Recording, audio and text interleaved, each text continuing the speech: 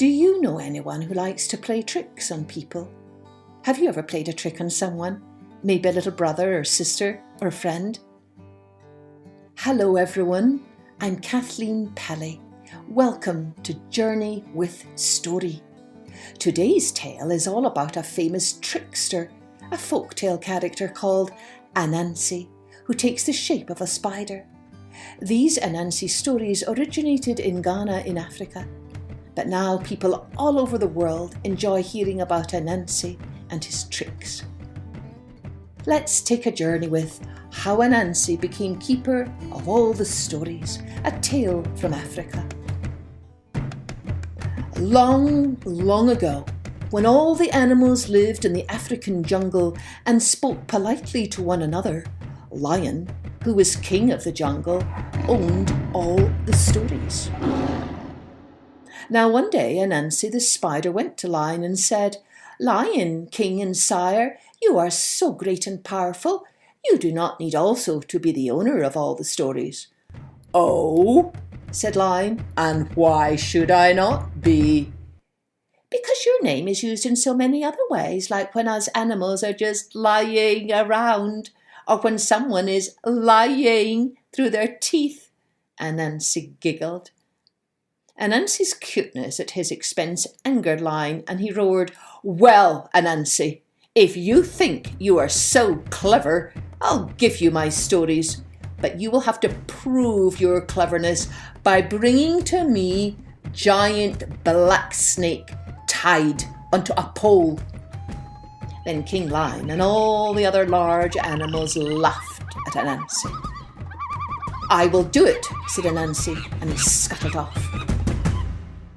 Now Anansi set a trap for Great Black Snake.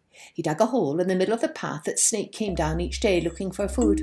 He greased the sides of the hole, and in the bottom he put one of Snake's favourite foods, a big fat banana. Then Anansi hid behind a large rock and waited. Snake came hissing and slithering down the path. He waggled his tongue out, which is how snakes smell things. He circled the hole. Then he tied his tail around the very rock where Anansi was hiding. He stretched way out, reached his mouth down into the hole, swallowed up the banana, and then slithered on down the path, hissing, laughing. Anansi was mad. He scurried and hurried down the path way ahead of Snake and set another trap of woven vines. He put another big fat banana in it and hid again. When Snake came slithering down the path, he smelled the banana. He went round and round the trap, smelling and hissing, and found a way to get in and out of it without being caught. "So, Anansi," he said to the hiding spider, "you want to trap me? Why do you want to trap me? You know I am cleverer than you." Anansi peeked his head out. "Well, to tell you the truth," he said, "I wanted to prove something to all the other animals. I told them that you were the tallest of all the animals in the jungle. I told them that you could stretch and make yourself taller than a bamboo tree. But of course you cannot, so you're not the tallest." "Oh, but I am," said Snake. "I can stretch as tall as a bamboo tree." "Oh, I thought you could," said Anansi, "but we must prove it. See this fallen bamboo tree trunk over there beside the path?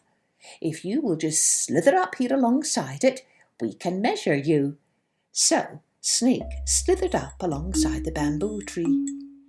"You are almost as tall, but not quite," said Anansi. "But you know, if we tied your tail to the base of the trunk, you could stretch yourself up to the top, I'm sure."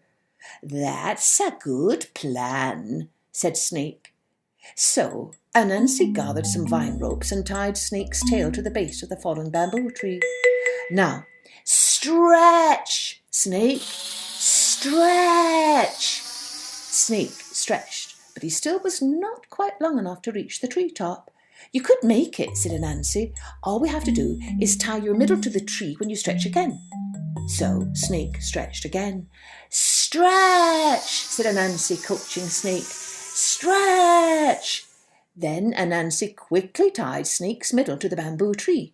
"You're not quite there yet, Snake. Just one more stretch and you'll prove you're as tall as the bamboo tree." By this time, many of the animals in the jungle had come to watch Snake prove his great length, and they all joined Anansi in coaching him to stretch. "All right, Snake, one more try and you will make it," said Anansi. So Snake tried stretching as hard as he could one last time. All the animals called out, "Stretch, Snake! Stretch!"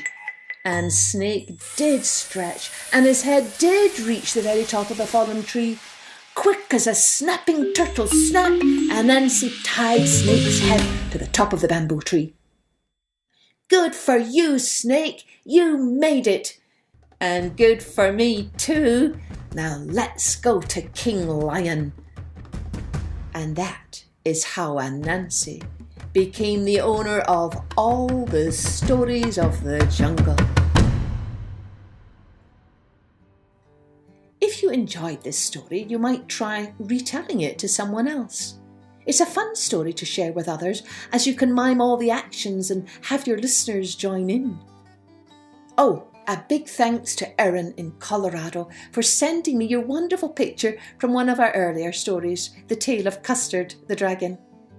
If today's story painted some pictures in your mind, do send me your drawings or paintings. We'd love to share them with others. And I'd love to see what your Anansi might look like. Cheerio then. Join me next time for Journey with Story.